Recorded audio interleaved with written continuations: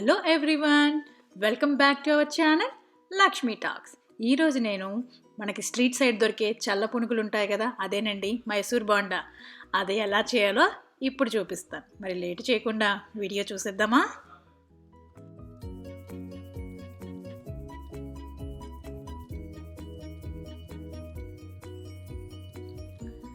ఇక్కడ నేను 1 కప్ మైదా పిండికి 1 కప్ పెరుగు తీసుకుంటున్నాను. అది కూడా పుల్లటి పెరుగు.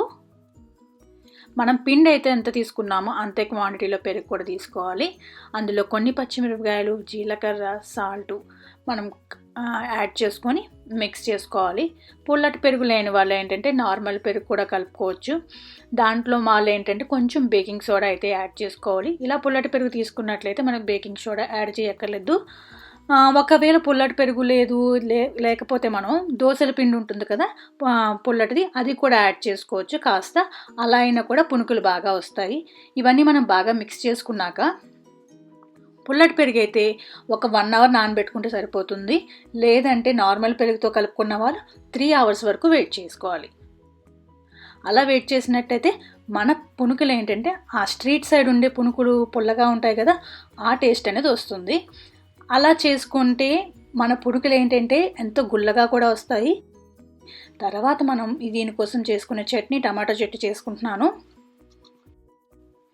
ఇందులో కాస్త నూనె వేసుకున్నాక కొన్ని పల్లీలు, ఎండుమిర్చి వేసుకొని కాస్త వేగిన తర్వాత మనం కొంచెం పెద్ద సైజులోనే టమాటో పీసెస్ యాడ్ చేసుకోవచ్చు.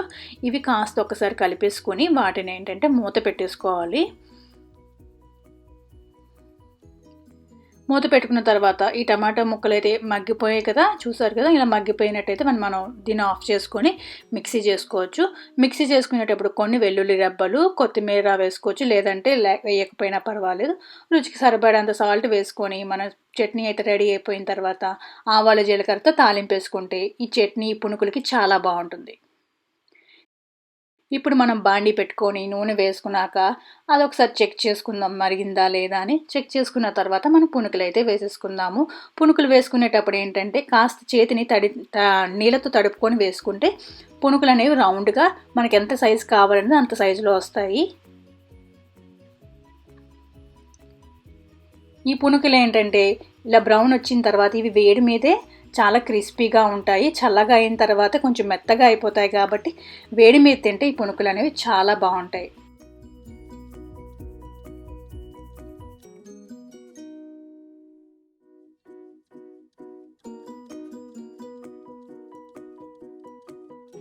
ఇలా బ్రౌన్ కలర్ వచ్చిన తర్వాత మనం ఒక బౌల్లో టిష్యూ వేసుకొని అందులో ఈ పునుకులన్నీ వేసేసుకోవాలి. అలా అయితే ఆయిల్ అనేది ఉండదు కదా. ఇలా మనకి రిమైనింగ్ పిండి ఉన్నది కదా, దాంతో కూడా అన్ని పునుకులు వేసేసుకున్నాక మనం ఈ చట్నీతో పక్కన కాసిన్ని ఉల్లిపాయ ముక్కలు వేసుకొని ఈ పునుకులు తింటే చాలా బాగుంటుంది. ఇలా స్ట్రీట్ సైడ్ దొరికే పునుకులను మనమే ఇంట్లో వేడివేడిగా చేసేసుకోవచ్చు. ఇలా ఈ వీడియో కనుక మీకు నచ్చినట్లయితే లైక్ చేయండి, షేర్ చేయండి. Bye bye.